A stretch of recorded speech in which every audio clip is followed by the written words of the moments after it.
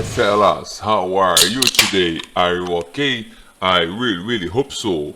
Today we are going to talk about the clipboard hijacking, okay, and make some malicious script simulating an attack on cybernet attack, okay. And this is just for knowledge purpose. I don't intend you to make some rack and something criminal. And yes, I just opened my fucking beer. I won't talk about the code. It's the .py to create the wallet on the Bitcoin, and the address and the private key. In that case, the BC1Q and the BC1P and the wife.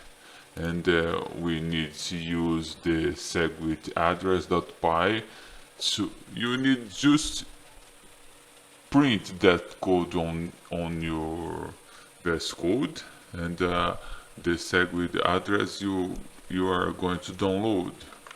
Segwit address. That first one on GitHub link.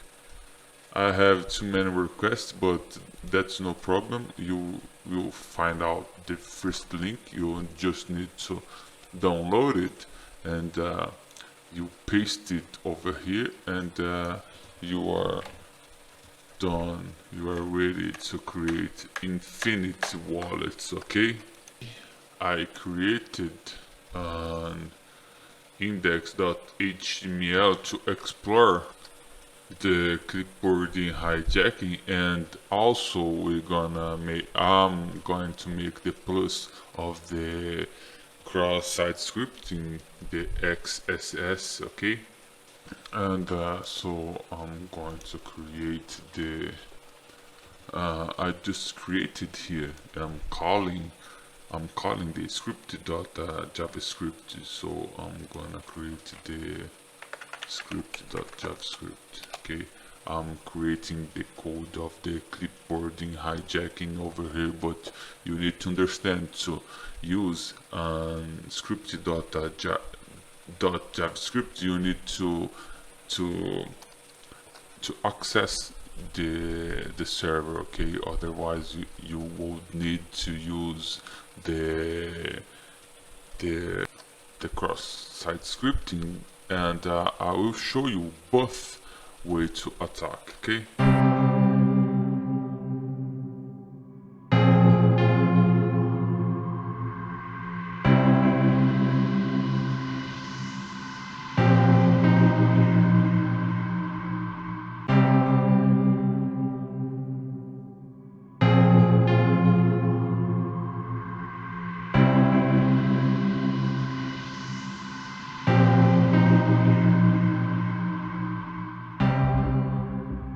The script.javascript it's created, and let's presume that you have access to the server, and you inject that script, and you need to call it on the index HTML, like here I'm calling. And if you don't want to call it, you need to access the original script.javascript and insert that code there, okay. And so on, you will run it properly. That won't be a problem. And let's connect it. If type something here not happens, because I have filtered to collect it only when it's typed the Bitcoin in that case, and it started with the BC1, okay. I have typed the 5x here to make it more easy to understand what's going on. I have copied the address I have created with the bitcoin.py here. I paste here, and I confirm. And what happened, the wallet, it showed this below. It's not my own, it's the one I have inserted on the script. That's the hijacking does, okay. And if I copy the code here on the bar, And let me paste here to you understand. Paste it, and there is it. There I can't use it my wallet on that site because the JavaScript it's making the hijacking, the clipboard hijacking, and that's the purpose of that hack. Briefly what the code does, okay? And I'm creating the function, and I created the constant and variable my wallet, the hacker wallet is here.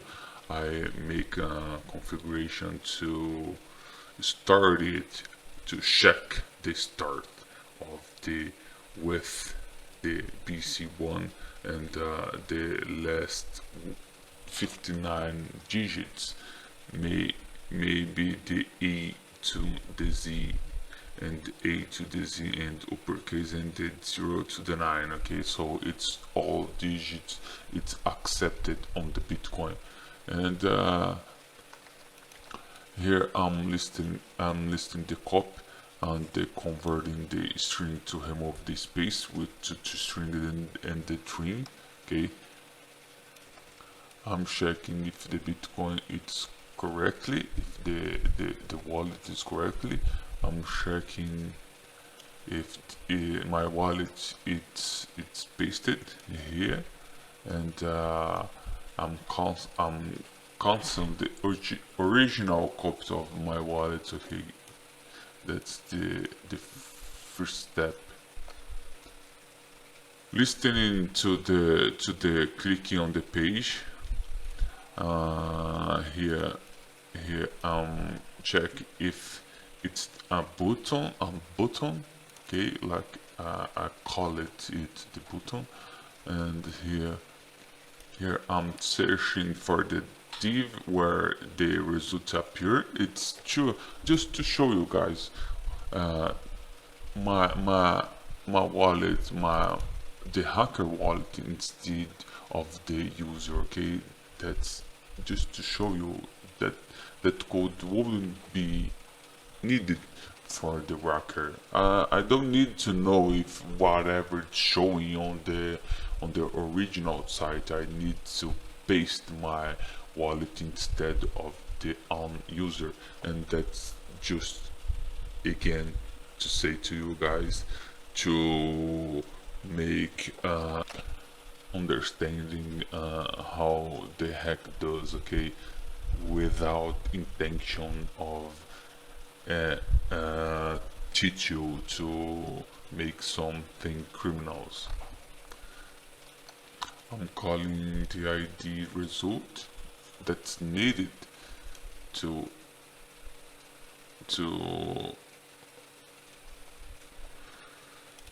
show the result what I'm trying to paste on the HTML. Verifying if the input is valid, paste my wallet, and change the name to block. Okay, and I'm closing the function here, and there is it. And if you check this wallet on the Explorer here, it's this wallet don't exist because I have changed the last 5 digits. But if you copy some of that, it's a valid wallet. Okay, you can use it that for whatever you want. And that's the awesome code, so simple, and you can create an infinite wallet. Okay, that's no problem. All of them is valid to receive coins. Okay, as you can see here. Now we are going to intend the cross-site scripting. Okay, you don't have access to the server, so you need to make an URL to and send it to the user a malicious link So when the user click on it, you will make the JavaScript run on his browser and make the hijacking, okay, but without accessing the server. I have created a little one. If you can, if you watch the index HTML, you can see the document write welcome and the name here. That vulnerability it's created intentionally to show you guys how it's gonna work the XSS, okay, and I can access the JavaScript in that line like that. If I use the user and call me the Derek. Oops. Welcome Derek, you can see, and I'm going to inject on code here. I have created one. Let me show you guys here. Text.txt. I have created one with the user, and I have insert the image.